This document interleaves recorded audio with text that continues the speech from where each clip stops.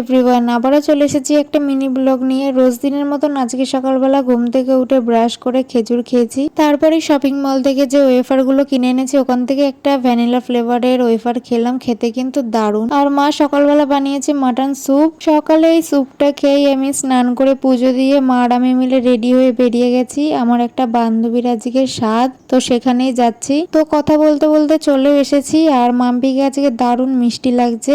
আর আস্তে না আস্তেই দিল আইসক্রিম আর বাটারস্কচ আইসক্রিম। আমার এমনিও ভালো লাগে, মা আর আমি মিলে খেলাম। তারপরে এক জায়গায় গিয়ে বসলাম, মা জুস খাচ্ছে কিন্তু আমি আর জুস খাইনি।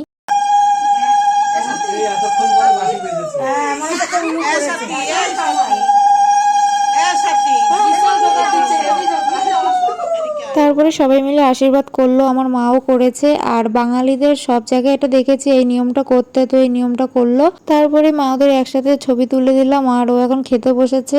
তারপরে আমরাও চলে গেলাম খেতে। এখন প্রায় দুপুর 4টে বাজে। তো খাওয়া দাওয়া সবই ভালো হয়েছে। আর লাস্টে 2 রকমের আইসক্রিম খেলাম। আর ও এখন কেক কাট করবে কিছুক্ষণ পরে। আমরাও চলে এলাম, বাড়িতে এসে একটু রেস্ট নিয়েছি। এখন রাত 10:45 বাজে। আবারও রেডি হয়ে গেলাম। আমাদের বাড়ির পাশেই একটা কাকার মেয়ের আজকে জন্মদিন, তো ওখানে আমাদের বাড়ির সকলের নিমন্ত্রণ আছে। বাবা একটু আগেই আসলো আর আমরা এখন এসেছি। আর এই যে বার্থডে গার্ল, এসেই মা সবার জন্য পকোড়া নিয়ে আসলো। তারপরে কাকি আর মা মিলে গেছে মকটেল কাউন্টারে। আমার মকটেল অতটা ভালো লাগে না, তাই আমি আর খাইনি। ওই বোনটার 5 বছর পূর্ণ হলো, তাই জন্মদিন বড় করে করছে। আর এখানে গান বাজনারও আয়োজন করেছে, তাই বাবা এখানে দাঁড়িয়ে শুনছে।